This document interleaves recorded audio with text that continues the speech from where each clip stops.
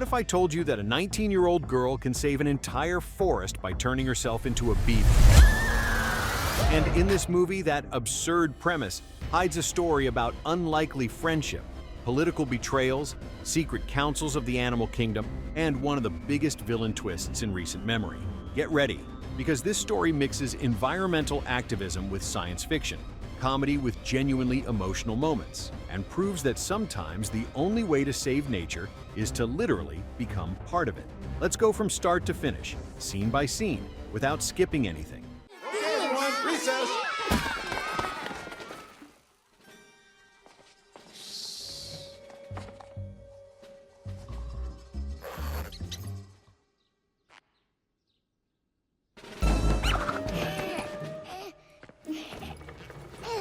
Hey, you!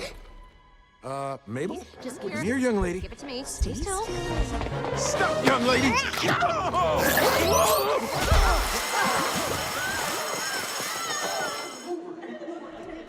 Mom, I gotta get back to work. Can you take her for a few hours? Thanks.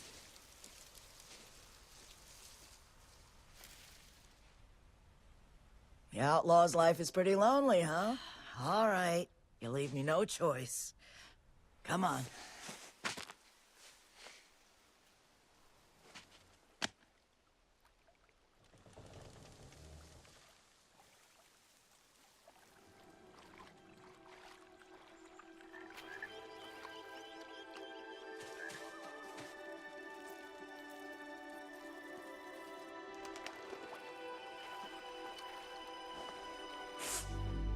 Feel better? The movie opens at a school. The students are poking at a creature, asking if it's dead, flipping it upside down. When the teacher releases everyone for recess, Mabel, who was hiding behind a desk, decides to save the turtle. She puts the animal in a backpack, and on the way, she decides to save the animals from every classroom. A janitor notices something moving inside the bag, tries to grab her, and the rescue turns into a chase through the entire school. Mabel runs with the wriggling backpack. Teachers scream for her to stop. She ends up biting someone in the process, triggers an alarm, and chaos takes over. The scene cuts to Mabel's mom picking her up at the principal's office. It could be our special place.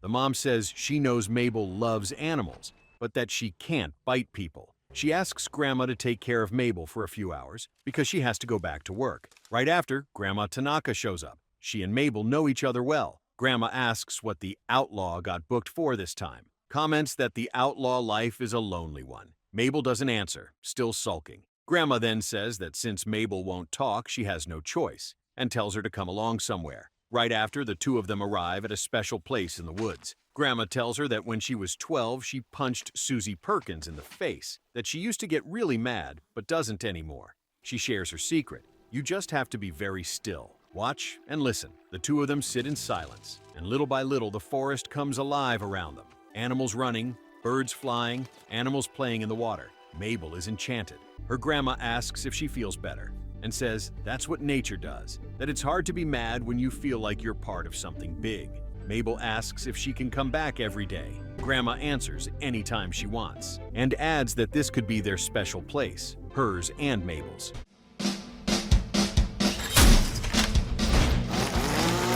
Safety check. Check. With ignition. Safety's off. Earmuffs. PPE check. Everyone! Stop what you're doing! I'll take it out. No, don't do that! Relax, everyone. Mayor Jerry, How's the arm? come find out. Seriously, Jerry, this is illegal. How are you just gonna blow up a pond full of animals? Because...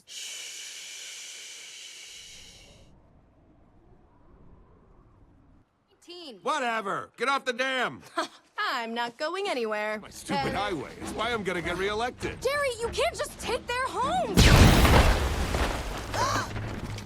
Right after, there's a time jump. The song Rebel Girl plays as we see Mabel as a grown-up. She says goodbye to a picture of her grandma and heads out on a skateboard through the city streets. She looks about 19 years old, short hair, with an activist vibe. She rides through the streets in a hurry, Later, Mabel arrives at a construction site. Workers are getting ready to detonate a beaver dam packed with dynamite. One of them does the countdown for ignition. Mabel runs in screaming for everyone to stop, saying she's canceling the whole thing. The workers tell her she's the one who needs to leave, since the place was full of dynamite. Then Mayor Jerry shows up, calm, telling everyone to relax that he'll handle it. Mabel recognizes Mayor Jerry and snaps at him, asking when he's going to wake up. Asks why he keeps doing this. Says he'll have blood on his hands. Jerry answers that they have a highway to build, cars that need to move, people who need to get to work. Then the mayor says he can't keep having this argument with Mabel all the time. She fires back that they don't have this argument all the time. But a montage of the following scenes shows the many times the two of them argued about the same thing. Mabel insists that this is illegal, that he can't just blow up a pond full of animals. Jerry answers that there are no animals there. Mabel, irritated, tells him to apply Grandma's lesson. Be very still, watch, and listen. The two of them stay silent for a few seconds, but surprisingly, there are no animals. No sound at all. Mabel looks around confused, asks where the animals are, that she was here just a few days ago. Jerry says he doesn't have time for this and calls her kid, and Mabel corrects him saying she's 19. Jerry pulls her off the dam by force. Mabel screams for him to stop, says nobody wants his stupid highway. Jerry answers that everyone wants his stupid highway, and that's why he's going to get reelected. Mabel argues that he can't just take the animals' homes. Jerry then proposes a deal. She starts a petition, gets some signatures, and then he hears her out, gives her 48 hours until they pour the concrete, and tells her the deal was on. Just need 1 minute of your time. We can do this in 12 seconds.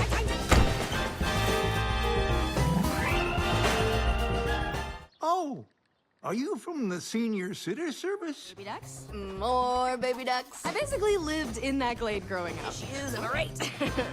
To some people, it's an empty piece of land. But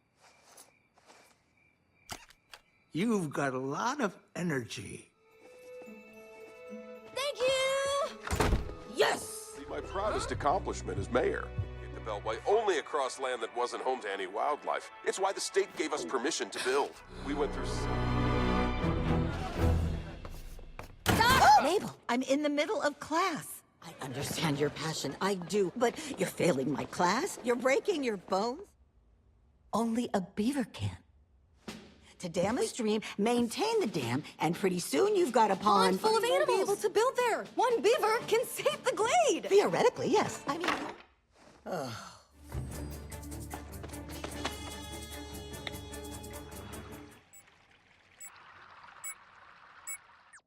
Right after, Mabel starts trying to collect signatures. She knocks on doors house to house, introducing herself as Mabel Tanaka, asking for 2 minutes of people's time, then 1 minute, then 12 seconds she timed herself. Nobody wants to listen. The doors close in her face one after another. Mabel gets frustrated. She arrives at a house and knocks with her speech ready. Sign here to save a rare and beautiful place that apparently only she cares about. The music stops. An elderly man listens to her. He asks if Mabel is from the Senior Sitter Service. Mabel, not quite understanding, starts talking to him about the woods. She says the place is special, with frogs, fish, a cute duck family, more baby ducks. Says she basically grew up in those woods, that it's the perfect place to calm down and relax and deal with your rage issues. Says everyone has rage issues, all while she fixes various things around the old man's house. At the end of the visit, Mabel leaves the house and asks the old man to sign her petition. And she finds out that he has hearing problems and realizes that this was more of a senior sitter service job than a signature. The old man says he liked Mabel, that she has a lot of energy, and hands her his signed petition, which makes her excited. But when she reads it, she sees that the old man wrote her a grocery list. Some people, it's an empty piece of land. But for those animals, it's home. Come again? Thanks for today. I like you. Here. Thank you! Yes! Huh?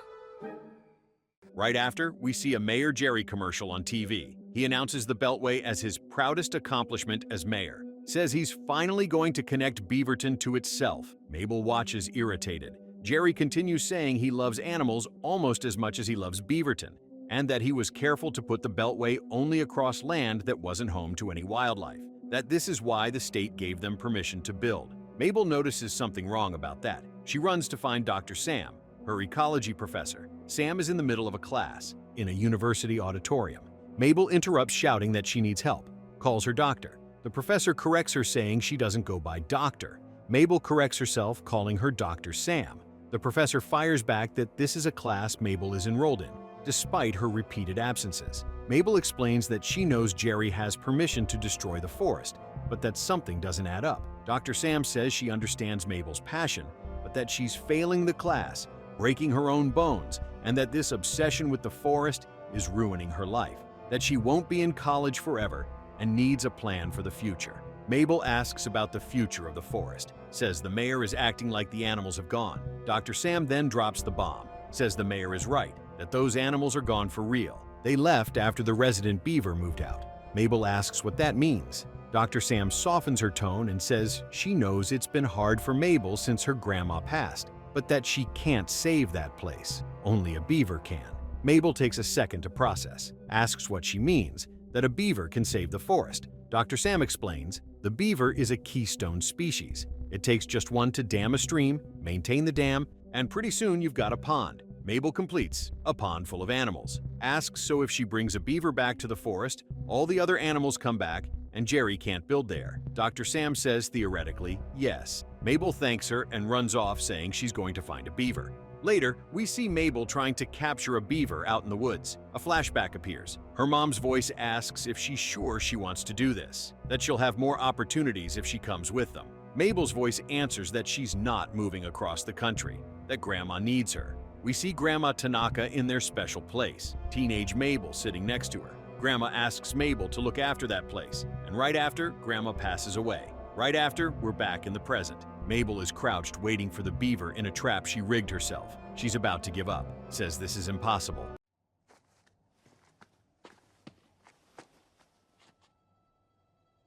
Mabel? Mom, I'm not moving across the country. Grandma needs me. Nope.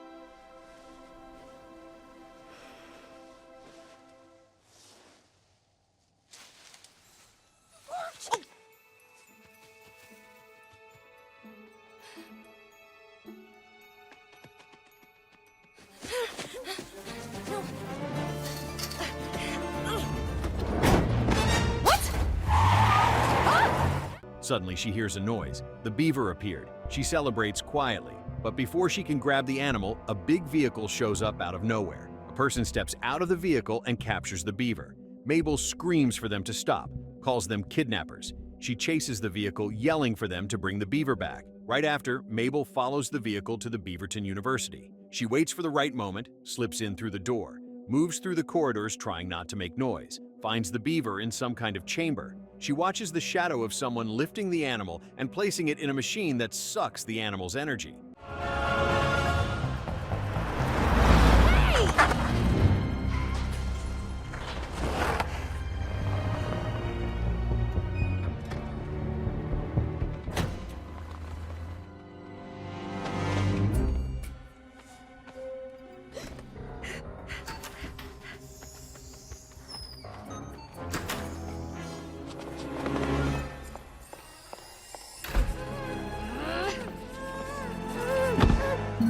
How's the new prototype? Good, good. Fixed the latency issue. Firm synaptic handshake. How's Hopper 3? All good, boss. Mabel? Dr. Sam, what? You're experimenting on animals? There's a simple explanation. What have you done to him? Mabel, you're holding a robot. What? See? Not an animal. But then she hears voices coming. It's Dr. Sam talking with someone. Dr. Sam tells her assistant that she fixed the latency issue on the new prototype, that the synaptic handshake is firm, comments that she felt like someone saw her come in. The assistant says she says that every time.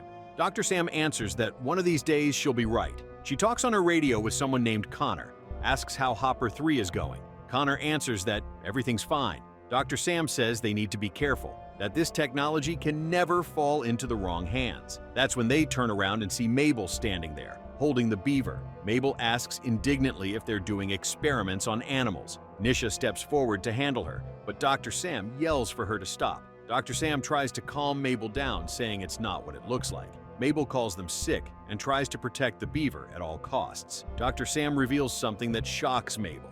What she's holding isn't a real beaver. It's a robot. Mabel looks at the creature and at all the animals around her that are robots, confused. Dr. Sam confirms it's not an animal, asks for the equipment back. We have to understand them. And the traditional methods just weren't working. So let me get this straight. You created a fake animal. Yes! Put that down! That's my life's work in your hands. Oh, wait! Hold up! Dr. Sam, find a beaver and get it to move back to the glade. Out of the question. Why not?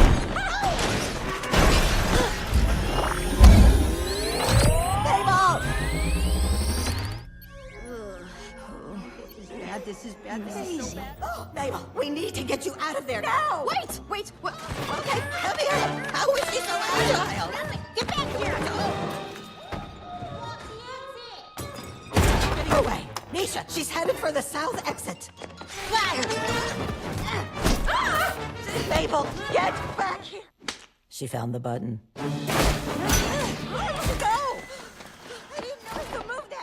But Mabel demands to know first what this thing is. Dr. Sam explains they call it hoppers, a proprietary mind-casting device that lets you hop, or inhabit, a lifelike replicant body. Mabel doesn't get it. Dr. Sam simplifies, "We put this into this." Nisha repeats the phrase. Mabel asks why they would do this. Nisha fires back asking why they would tell her. Dr. Sam says it's okay, explains that to help animals, you have to understand them, that traditional methods weren't working. Until one day she had an idea, refined the idea, hired 2 people with relevant skills, and after years of work, they did it. Shows Mabel, the animals think they're them.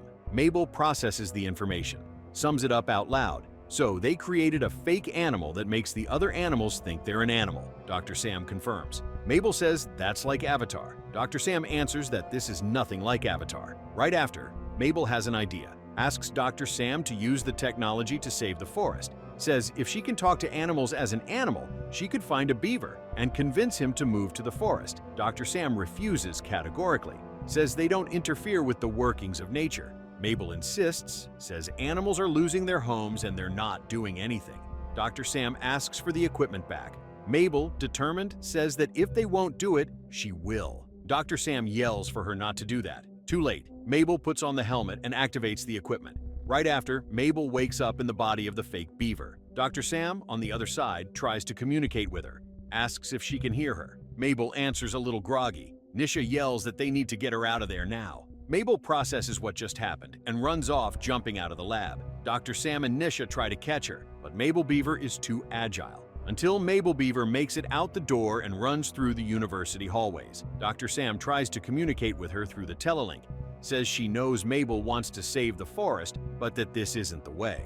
Mabel tells her to stop. She presses a button on the equipment and the communication drops. Right after, Mabel Beaver gets grabbed by an owl that's taking her to be food for her chicks until, while fighting back, she ends up falling into an open field. Food. My kids need to eat.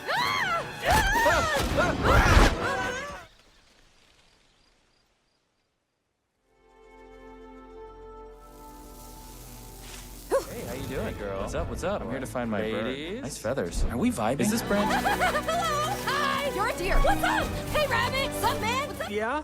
Do you know where I could find a beaver? Well, you're a beaver. Hi! I just need 2 minutes of your time. Oh, hey. Just looking for one beaver.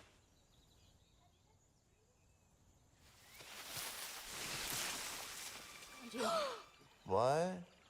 Me? What? Please, we're running out of time. The glade, they're building a beltway on top of it. No, doesn't matter. The point is, it's bad. We can stop it. You and me. What do you say? Right after, she arrives at a forest packed with animals. For the first time, she can understand what they're saying. Little birds greet her, ask if she's vibing, hit on her. She passes deer, rabbits, squirrels, greets them all excitedly. She stops a squirrel and asks if he knows where she can find a beaver. The squirrel answers that she herself is a beaver. She agrees, a little confused. Mabel starts going door to door to the animals, says she only needs 2 minutes of their time, that she's just looking for one beaver. The animals all kick her out. Baby ducks scream in her face while she begs them to tell her where to find a beaver. A female voice interrupts. A spider, up on the web, asks if she's checked the stream. On the way, she tells herself she's going to get the forest back. Two spiders are talking. One asks what that thing is, and the other answers, it's an arrow, Ted. Meanwhile, Mabel continues until she gets close to the stream, and there she finds a beaver, a real beaver. Excited, she calls out to the beaver, says she's so glad she found him. The beaver asks if she's talking to him. Mabel confirms, says he's going to save the forest, that they have like 1 day to dam it up and make a pond. So come on, quick. The beaver hesitates, asks what. Mabel begs, says they're out of time, that they're building a beltway over the forest, that the beltway is for cars, that cars are, well, does he know what cars are? The beaver doesn't know. She tries to explain it, doesn't matter, that it's bad, that they can stop it. The beaver says he really has to get going. He's not into it. She tries to hold him, and that's when a big animal shows up, a bear. Lunchtime! Stop! Oh! Let him go! I need this! Why would I save his life? Yeah. Yeah, why would you do that? Why could you be cool with that? I mean, she's gotta eat someone. So... Okay. No, it's not okay. You broke the pond rules. In the mouth of a bear because I broke something called the pond rules?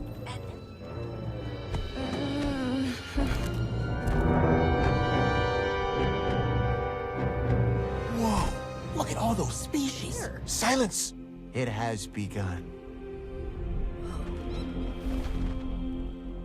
And up. And down. Mabel! And I need to ask you something. Your Majesty. And the strange new beaver got in the way.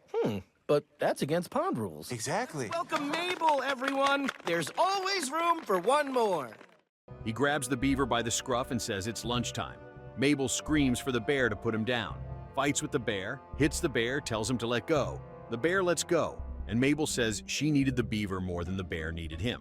The bear asks why she did that, and Mabel explains it was because she was going to save his life. Mabel apologizes, says it's okay, sorry. The beaver says it's not okay, that she broke the pond rules, that now they have to see the king. In parallel, Dr. Sam, Nisha, and Connor are at the lab trying to locate Mabel. Connor asks how she could move so fast. Dr. Sam tells him to get out of the bird. Connor is controlling a bird too with the Hopper's technology. Mabel manages to communicate back with the lab. She tells Dr. Sam that she's kind of in the mouth of a bear because she broke something called the pond rules, that now some animals are taking her to see the king. Dr. Sam asks if she said king. The doctor explains that animals don't have kings. Dr. Sam tells someone to locate her. Connor gets it. She's in a place they've never been. Dr. Sam warns Mabel that she's in way too deep and needs to get her fuzzy little behind back here now. Mabel says she knows that she'll come back as soon as she can get a beaver to the forest. Dr. Sam says they don't use hopping technology to mess with the natural order, that the animal world is dangerous and violent. Connor interrupts saying the bosses need to see this. Right after, Mabel arrives at a huge place, a giant pond with a complex structure of logs and branches packed with animals of every species. She comments on all those species, asks if these are the missing animals from the forest. The beaver answers that they are, and then some. Dr. Sam, from the lab, comments that there's surely a scientific explanation for all this. A voice calls for silence, that it has begun. Then a bigger beaver shows up, with a small crown, leading an aerobics class for all the animals. Tells them to lift their little arms, lower, lift, praises the effort. An upbeat song plays. He cheers on the turtles, celebrates every movement, makes jokes with every species. The crowned beaver notices Mabel, stops the music, calls her a newcomer to the Super Lodge, asks her name. Dr. Sam, in the lab, reminds her in panic that he can't know she's a human, asks her to stay calm and say nothing and run. Another voice tells her to talk about trees and dams. Mabel answers that her name is Mabel. The animals get confused with the name. The beaver asks her name again, Mabel. Mabel asks to tell something important to His Majesty. The beaver explains 5 times that His Majesty was his father, and that his name is George. Loaf, the beaver she saved, tells what happened, that the bear was trying to eat him, but this strange beaver got in the way. George comments that's against pond rules. Loaf agrees. Mabel asks what these pond rules are. All the animals gasp in surprise. George laughs and says he's going to clear the rest of his day. Tells everyone to welcome Mabel, saying there's always room for one more. We needed some rules to make it work. You want to live here, you better learn them too. Sir, You too, Fran. Tom, Laquan, Rosie, Tamara, Prudence, Maddie. Rule number 2, when you gotta eat, eat. Why did everyone come here? Hey, psst, I'll tell you. Oh, hello. I think your pond rules are inconsistent. Okay, I know, but they gotta work for everyone. We're all in this together, remember? Animal homes, Don't care human about homes. you or anyone else. I think in their hearts, they do. No, that's not it. It's more like a ring, ring, ring, ring, ring. It's like The noise is more like a, like a, it's higher like this. Come on, I'll just show you.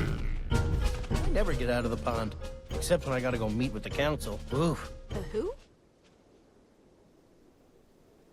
Oh, really? Try getting a little closer. Hear you. Anyway, you can see why everyone left. Oh, man, it's even worse here. Ugh, look at my teeth hurt. What? Ears. Yeah. Hearing loss is forever. The bee is proud? She sees a cloud? Right after, King George takes Mabel on a tour through the Super Lodge. Explains that with all those animals living in just one pond, they needed to create some rules. Pond rule number 1, don't be a stranger. It's harder to be mad at someone if you know their name. George greets every animal by name as he walks. There are dozens of names. Right after, he shows pond rule number 2. When you got to eat, eat. Shows Mabel an animal devouring another. Mabel reacts shocked, but George continues. Pond rule number 3. We're all in this together. Mabel asks how this is a rule. George explains that it means that no matter who you are, you look out for others who need looking out for. Demonstrates by helping a small creature. There, pond rules. Mabel comments to Loaf that these rules are inconsistent. Loaf agrees. George explains that they have to work for everyone. Fish, bears, beavers, humans. Mabel is shocked, says humans are not part of his pond. George answers that, of course they are. That they're all in this together, remember? That animal homes, human homes, are all just one big place. Mabel disagrees, says humans don't see it that way, that they want it all for themselves, that they don't care about him or anyone else. George replies that in their hearts they do. Mabel says they don't. He insists they do. The two of them argue back and forth quickly. He wrongly assumes Mabel is in love with him, tells her not to be embarrassed, that he gets this all the time. He's married to the job and not looking for a mate, that he's way too old for her.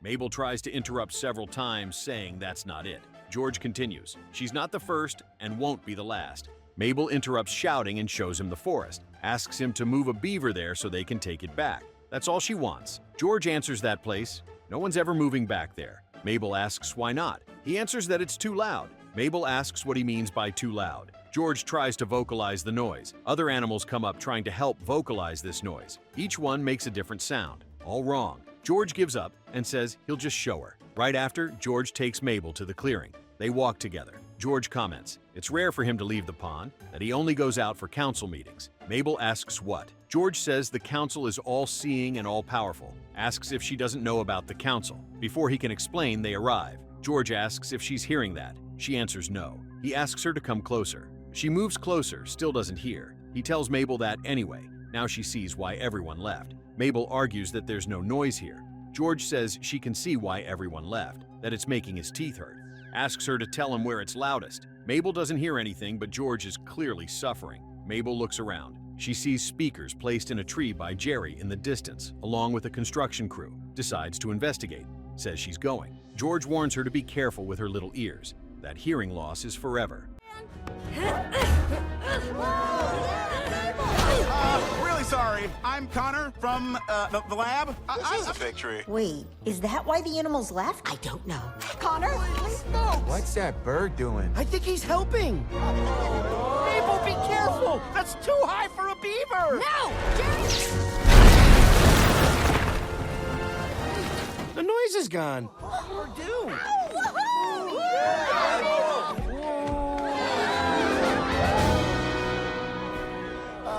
Right after, Mabel approaches the loudest spot. She bangs on something metal, discovers it's a fake tree, the tree that's loud. The tree is a mechanical structure. Other animals don't understand what she's saying. They confuse the tree is loud with the bee is proud and she sees a cloud. Lizard says he doesn't get it. Mabel decides to climb the fake tree. George warns that beavers don't climb.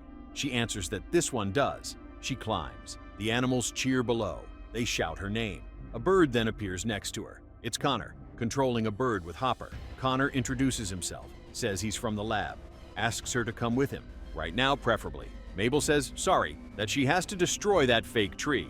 Connor confirms it's a fake tree. Mabel asks if that's why the animals left. Connor doesn't know. Dr. Sam tells Connor to recover the asset. Mabel keeps attacking the tree. Connor tries to grab her, but she escapes. The animals below comment that this bird is helping. Mabel keeps going. She climbs higher. Mabel destroys the tree from up high, knocking it down. The noise stops. The animals below celebrate in unison. They say the noise is gone. Loaf finally understands. The tree is loud. The tree was loud. George says that was the most heroic thing he'd ever seen a beaver do. Connor, on the radio with Dr. Sam, reports that he wasn't able to recover the asset, and that she seems to have become a beloved Joan of Arc-type rebel leader. Dr. Sam asks how long she's been hopped, asks if her brain is going to be okay. George excitedly comments that the land is theirs, asks what they do now. Mabel asks what. George answers that now they party. The animals cheer. Mabel asks if there isn't work to do. Loaf answers that they're beavers. That work is the party. Mabel lets loose too, and the animals comment that it's like she never left.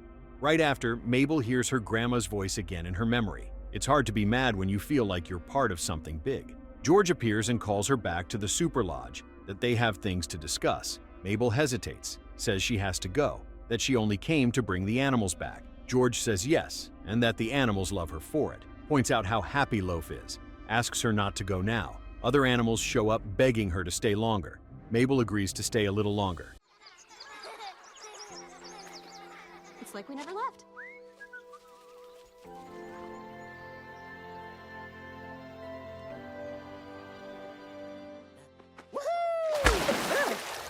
Hey, Mabel, let's go back. I mean, I only came here to bring these animals.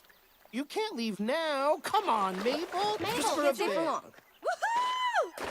Big rally tomorrow. Come for the fireworks, stay to watch us pour some concrete. Yeah, what is it? Mabel, wait, do you not know how to swim? Of course I know. Let your back legs do the work. There you go. Oh, that is way better. You could say that again. Parents, am I right? And that, Totally. One day in, and I was like, somebody eat me already. But then what happened? Oh, you're the king. And I was like, okay. Ugh, but how could Pretty your dad different. He always thought everyone was trying to Not take advantage everyone, right? What about your dad? of him. Fake He was, tree. Nah, I think if you gave him a chance, he just might surprise you. Human, No. and I'm a About you. beaver. You fight for what's right. You say what's on your mind, and you're not afraid of anything. Mabel of the Glade, will you be Paw of the King? Oh, and because I have no kits, the heir to my throne. What do you say? You don't know who I really am. George, I'm... What? In parallel, we see Mayor Jerry in an interview. He's announcing the Beaverton Beltway.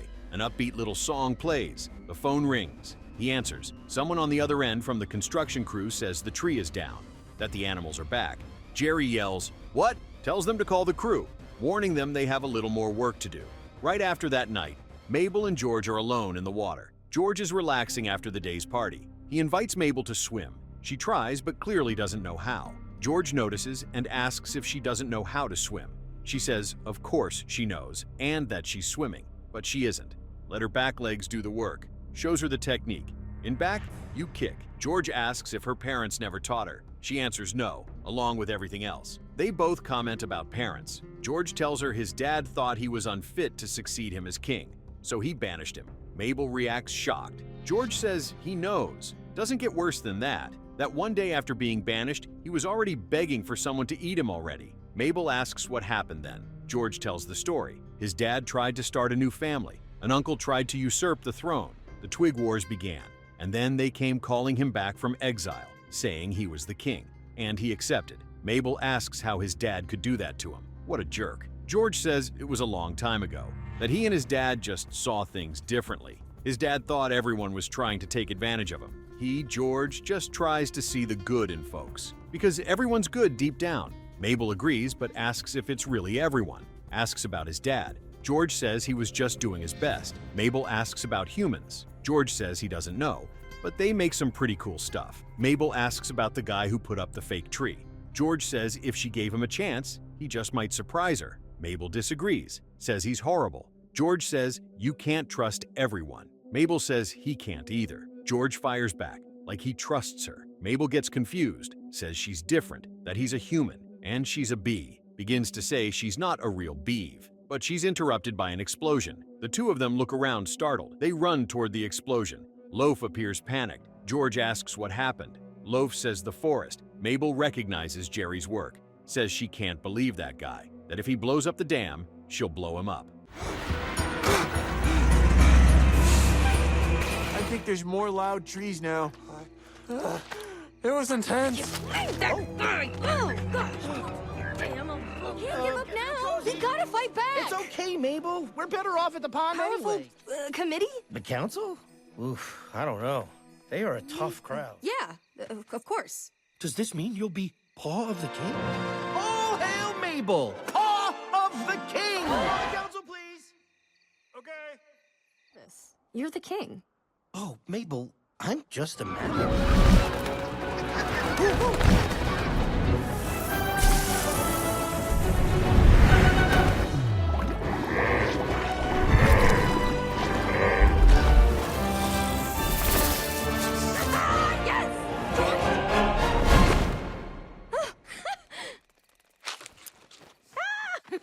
Hey, they all have crowns. I'm going in. We hear your request, Mammal King. George greets the animals who came back to the Super Lodge. Dorothy, Jose, Scotty, warns them they're going to need more space. Mabel screams for them not to give up, that they need to fight back. George says it's okay, Mabel, that they're better off at the pond anyway. Pond rules. We're all in this together. Mabel says no, that there has to be someone who can help. Loaf comments, wasn't she just talking about some big, powerful committee? George recognizes. The council says they're a tough crowd. Mabel says they need to try something. George asks if she's advising him. Mabel reminds him to call the council. He asks someone to call the council, please. An animal runs off. They wait. George is nervous. Mabel asks why he's so nervous. He's the king. George answers, Mabel, he's just the mammal king.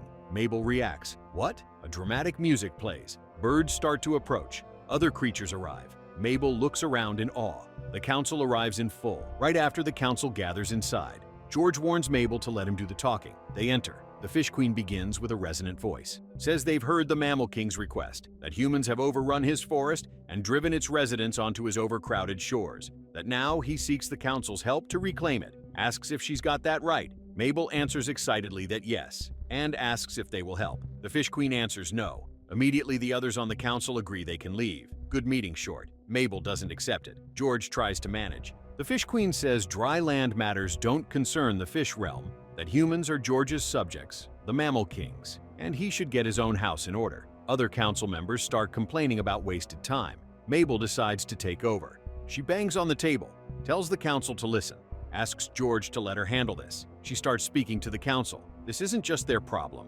it's everyone's. Shows a model she made herself, shows the fake tree, shows how Jerry put it there, how it's so loud the animals have to leave, how he takes the land and builds his stupid highway. The Fish Queen asks who Jerry is. Mabel answers, the mayor of Beaverton, pause, and reframes, the human king. The council reacts shocked. A human king? How is this possible? They're defying the council's authority. But how? An insect from the council named Titus reacts indignant, apparently the insect queen's son, asks how that beaver dares to speak to them that way, calls her a web-footed commoner. The insect queen asks him to be patient to let Mabel continue.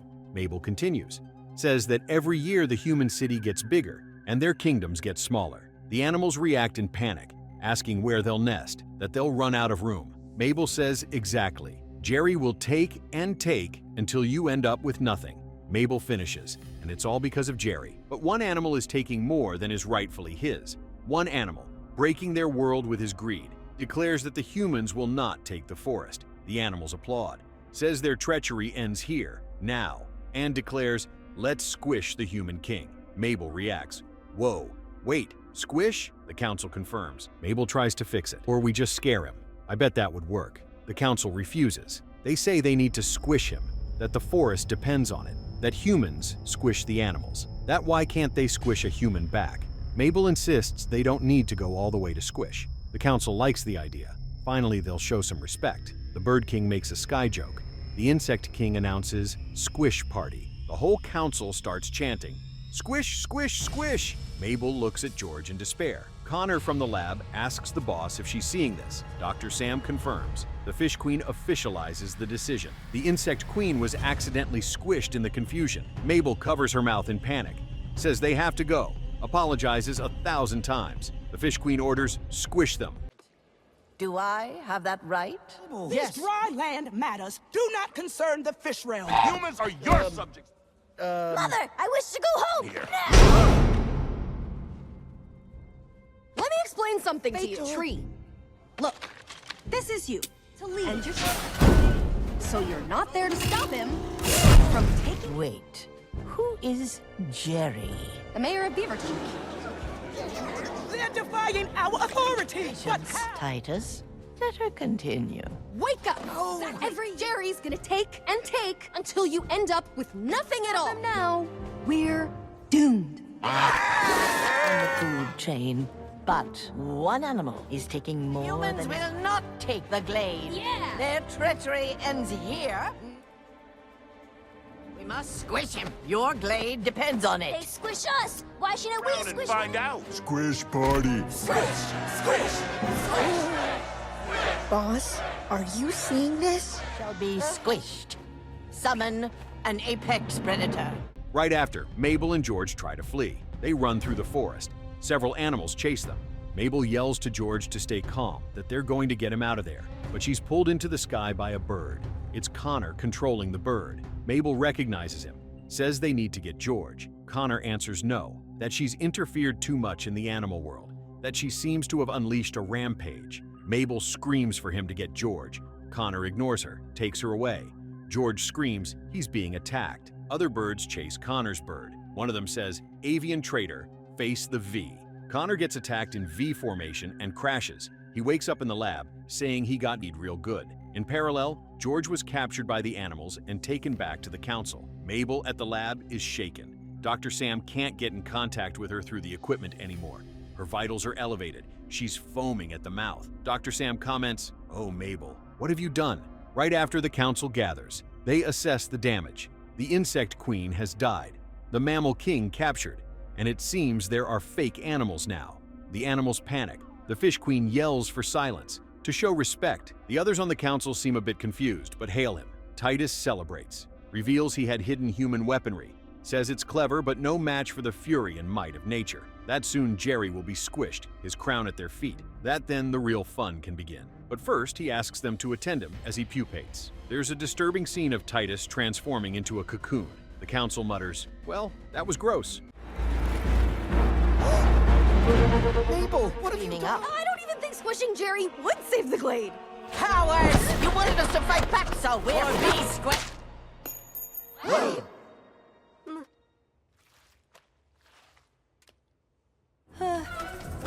Come on, run!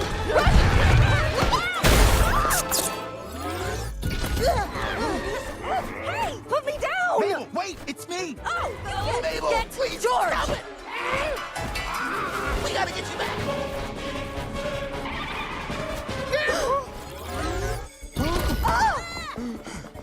I got V, guys. Oh, gosh.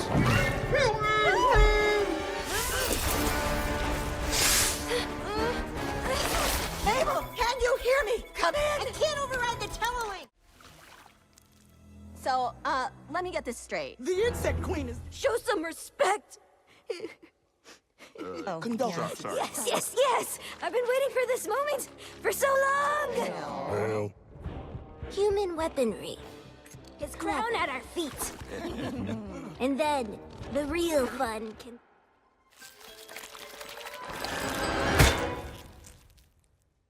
Well, Right after, George wakes up.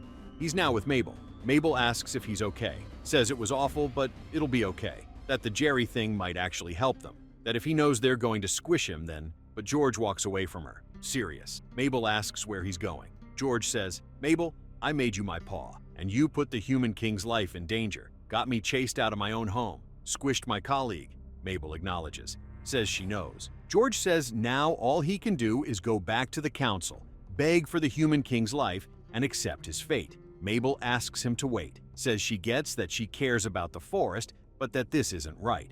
George asks why she couldn't let him do the talking. Mabel answers, finally breaking, because she's so tired of feeling this way. Tired of doing this alone, like she can't make a difference. Like instead, she just makes everything worse, and she gets pulled out of the hop. Dr. Sam had disconnected her. Mabel wakes up at the lab in tears. Mabel cries hard, says she's so tired of having to do this alone, asks why. Why doesn't anyone else care? A voice answers, I do. It's George. Still in the Beaver body, but he's gotten to the lab apparently. Says he's going to help her save that place. Says, it matters to you, so it matters to me. Mabel asks how he can trust her again. George answers that trust is like a dam. It's gonna leak sometimes. We just gotta patch it up. Mabel thanks him moved, but adds, they're also going to save the human king, because we're all in this together. Pond rules. George repeats, pond rules. They celebrate together. George!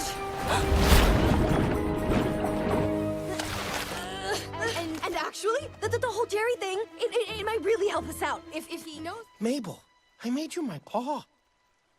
Go back to the council, beg for the human king's life, and because I'm so tired of feeling this way! Broken. And I can't make a difference. Instead...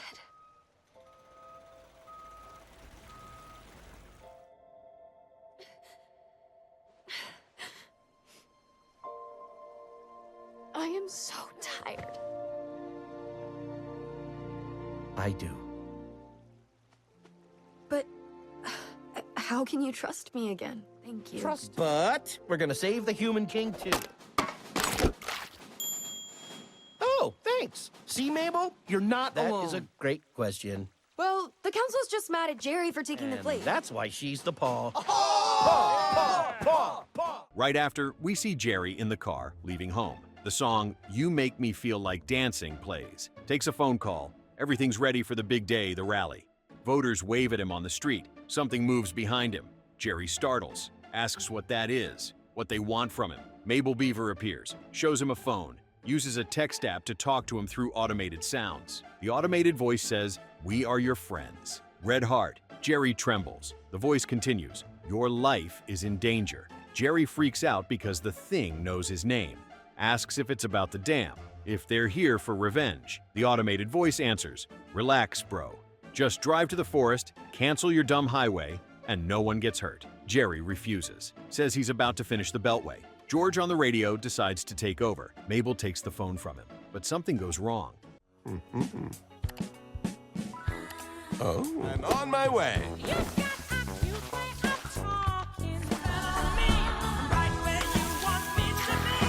I like that Mayor Jerry. He gets things done.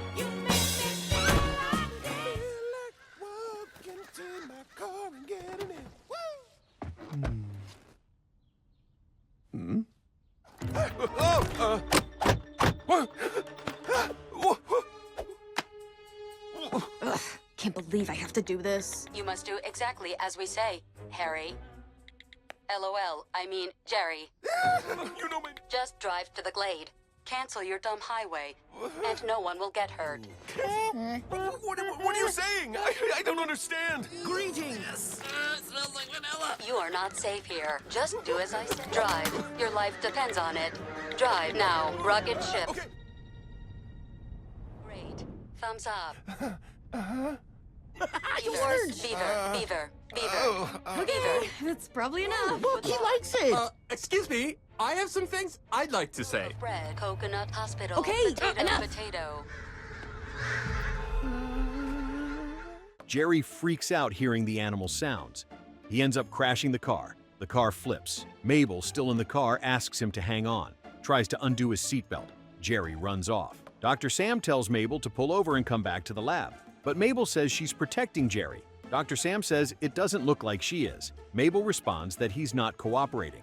Right after, a huge snake appears behind Jerry. It's Diane. the apex predator summoned by the council. She comes with several animals along with her. Mabel recognizes her, Diane, and says she's actually, like, super nice. Mabel tries to step in, says hi politely to the snake, asks how they're doing today, asks her to scooch back a little. Diane confirms that, yes, that's Jerry. Calls on everyone to try a nice clean squish.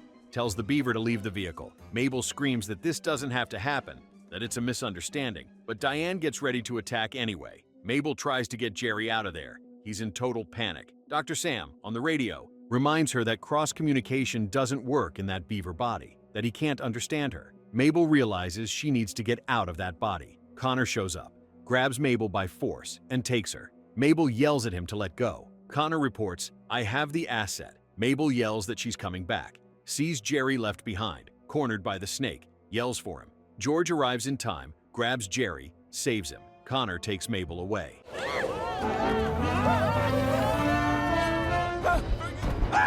Hang on! I'll slow him down!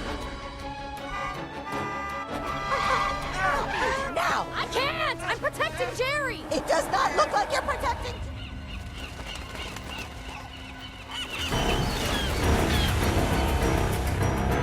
What? Guys, she's actually, like, super nice. Hi! Let's try and have a good, clean squish. Beaver, I suggest you leave the vehicle. Oh, what's going on? What did you do? Where'd it go? Did it leave? Communication does not work in that beaver body. That's it! Connor, get the net. What are you doing? I'll bring it right back! Never! Sensation followed by death. That's enough, Diane. We're coming! Right after, Mabel wakes up at the lab, exhausted. Dr. Sam tells her to stay put because her brain needs to recover. Says no one should ever hop that long. But George was brought to the lab too, in the beaver body. He's chuttering, agitated. Mabel gets close to him, calls his name, begs him to calm down. Says it's her, it's Mabel. George chutters kind of melancholy. He's not recognizing her as human. He's just seeing a strange human who was there with him. Birds appear. Something happened. The scene gets blurry. Mabel looks at George chuttering and seems to realize something. Mabel! Hey! Hey! No, this is real! This is just a Jerry? dream.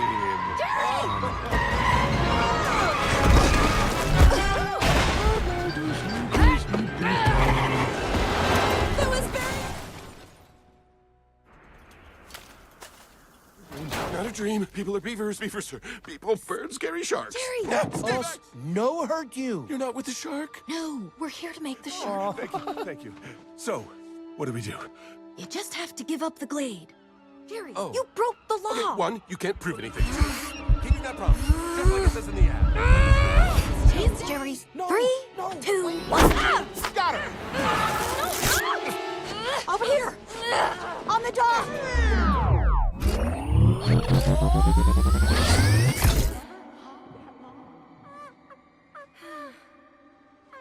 Please.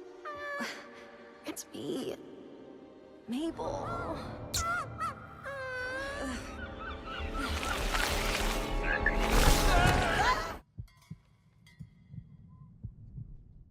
Right after, Mabel wakes up again. She's in a holding cell at the lab. There's another person in there, Jerry.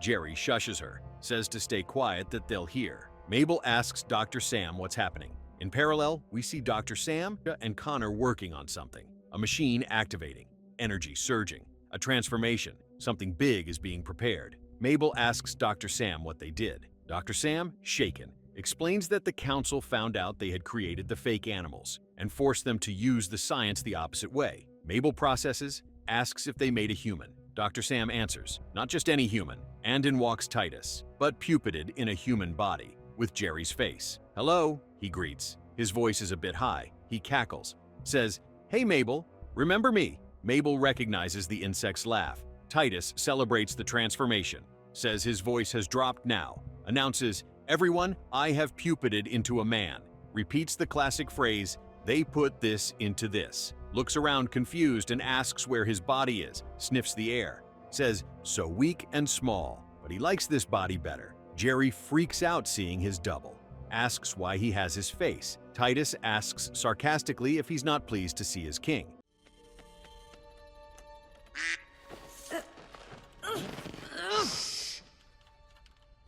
What's going on?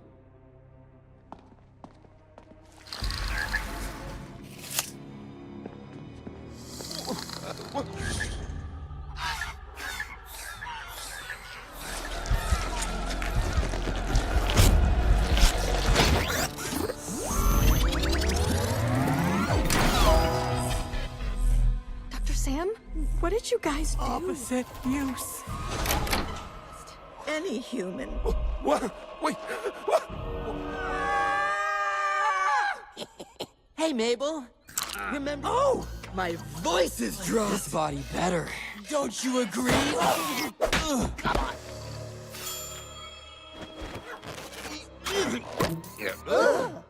Titus reacts strangely to Jerry's shirt, asks what that is, a tail for the neck, that a true king would bear the lushness of his plumage for all to see. Grabs Jerry's suit and puts it on wrong. Comments, well, I'm going to lose re-election. Mabel doesn't understand how a fake Jerry helps the council. Titus laughs and says he'll tell her. Shows the hopping equipment, says they discovered that with a few adjustments it can be used on humans too. Mabel reacts shocked. Titus continues, says with enough fake loud trees in one place and all the humans right in the middle. Mabel completes the rally. Titus confirms. The sound isn't just extremely annoying, it extremely squishes you. Titus laughs villainous. Mabel begs him not to do this, says she knows Jerry did some bad stuff, but that not everyone is like him. Back to the cell, Jerry keeps complaining, saying she has a problem, that she's the worst, that he can't believe he's stuck there with her. Mabel finally breaks the silence. Jerry, confused, looks at her. Mabel finishes everything. Mabel shows him the equipment,